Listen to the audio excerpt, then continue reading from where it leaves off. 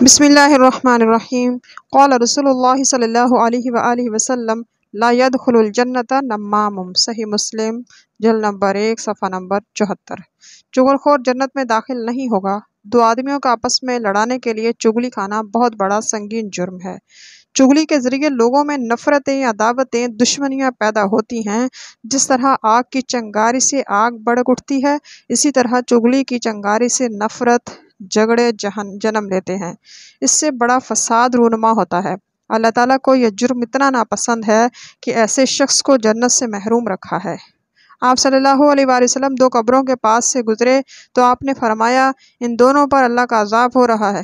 عذاب کسی ایسی بات پر نہیں ہو رہا جسے وہ چھوڑ نہیں سکتے تھے۔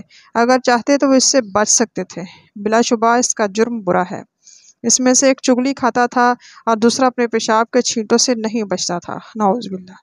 اس لیے ہمیں چغلی سے بچنا چاہیے۔